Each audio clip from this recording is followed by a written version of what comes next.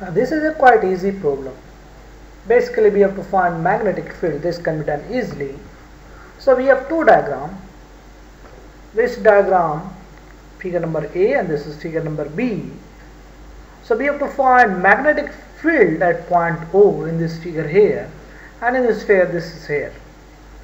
Due to this arrangement, so there is a current in this loop, something like this, and this angle is phi that is given to you. This angle phi or psi, whatever, this is given, and the internal radius is A, that is given, and outer radius is also given B. So let us find what is the magnetic field you have. So it's easy. Basically what you can do is you can break the whole system into two parts. So this is one circle, half circle, not half, it's a part of circle, and this is another part of the circle, and we have some straight wire.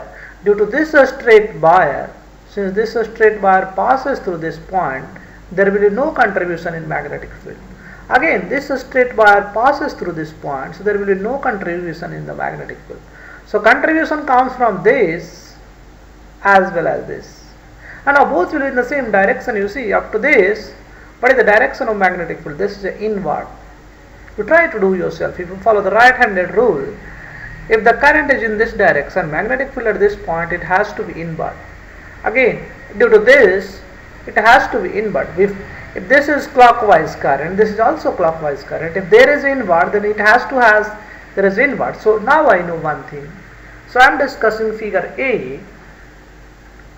So if I so if I discuss figure A, I can say magnetic field is inside. So I can say magnetic field is inside. Magnetic field is inside. And now what I will do is I will find total B as a two part, that is B1 plus B2. Now this is simply a scalar sum because both are inside. So let us find this is due to the first. So this is 1 and this is my 2. So due to this circular part, if you have a complete circle, magnetic field, let us find B1, that is mu naught I by 2R. If you have a complete circle, then B is mu naught I by 2R. This is the value. Are you getting or not? But in this case, it does not have complete circle. What is the angle? So if the total angle is 2 pi, so this angle is 2 pi minus phi. So 2 pi minus phi, and this is the angle. If I have 2 pi angle, this is the magnetic field. So if I have unit angle, this is my magnetic field. If I have 2 pi minus phi angle, this is the magnetic field. Are you getting or not? Similarly, I can calculate B2, and only thing is in B2 I have angle phi. So I will have mu naught I, and this is R1, and this time radius is R2, and this angle is basically phi divided by 2 pi. So if you add these two, you will get the total magnetic field B. So B is basically B1 plus B2. There is a vector sum, but both are the same direction. So this is B1 plus B2.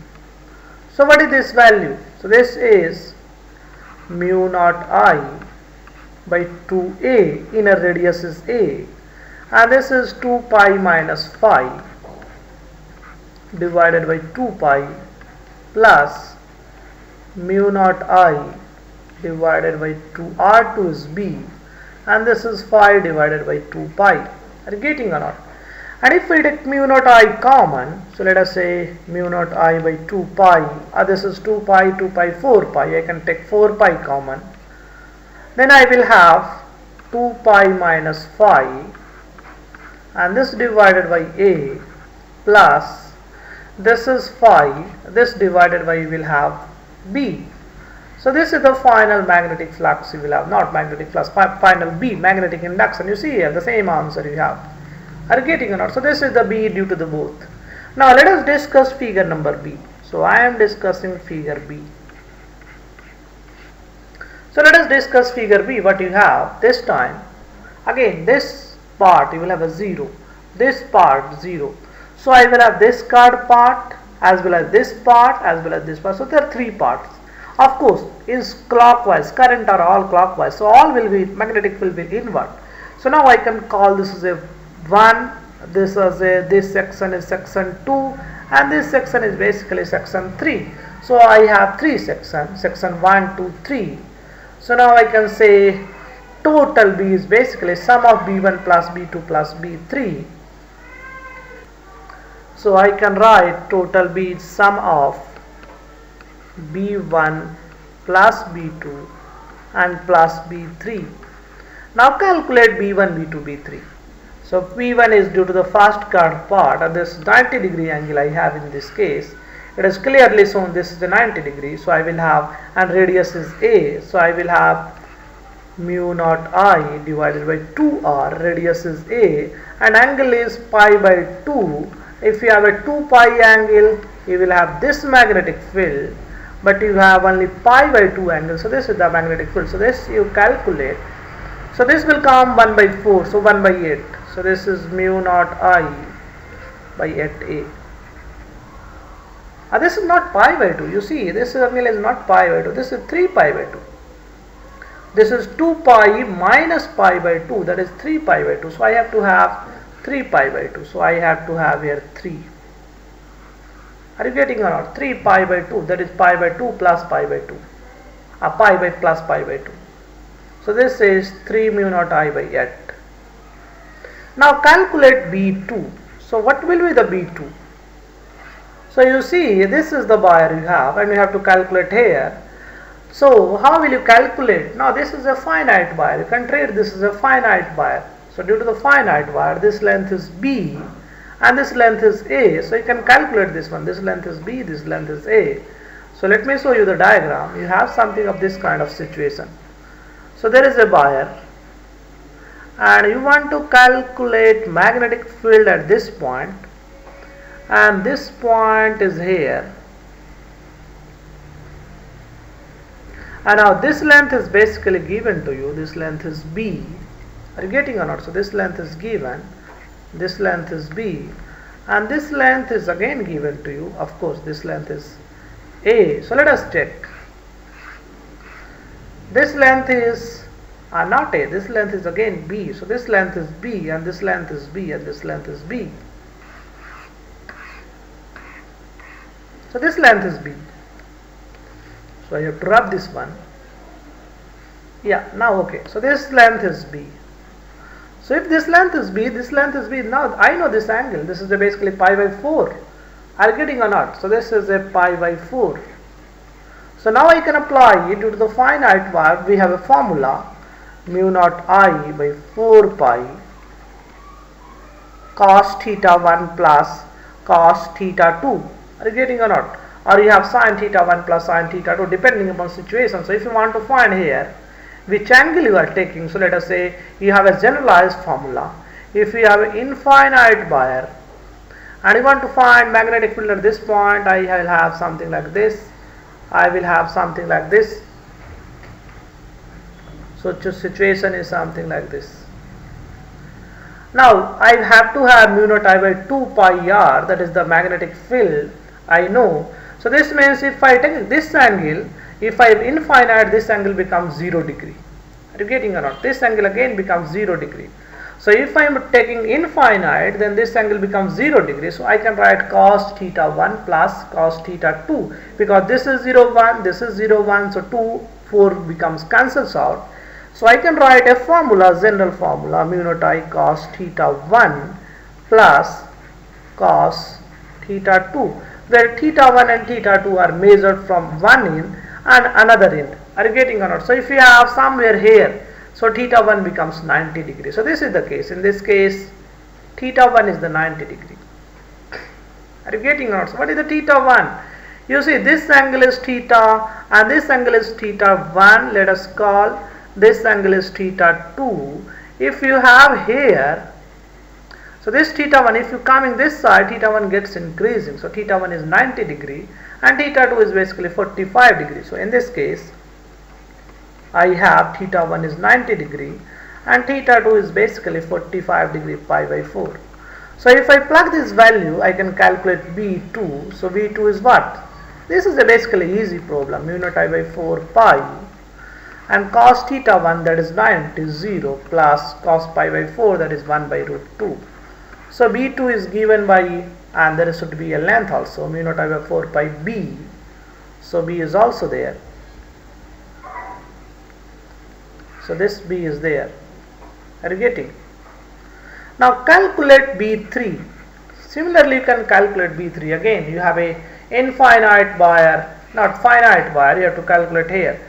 So this bar, you have same situation. Are you getting or not? If you see, this is the same situation. You have a wire here, and this point is here. So point O, where you want to find electric field, magnetic field, is here. And now this is the length B, and this length is again B. So this angle is pi by 4. Are you getting or not? So this length is again, this angle is again pi by 4. So I can apply the same formula. Are you getting? So I will have mu naught I by 4 pi B, mu naught I by 4 pi B, and you will have cos theta 1. So theta 1 is basically 90 degree, and theta 2 is basically pi by 4. If you use the same thing, you will have 0 plus 1 by root 2. So easy one. So you see, if you plug all this value, you can calculate total B is equals to B1 plus B2 plus B3. What is B1? That is 3 mu naught I by at A. 3 mu naught I divided by at A. So this is your magnetic field due to card part. And now here you will have, so this and this same, so you have to multiply by 2. So you will have 4 root 2, and if you multiply by 2, so it becomes 2 root 2. So this is, here you will have 2 root 2 and into pi into B, and on the top you will have mu naught I.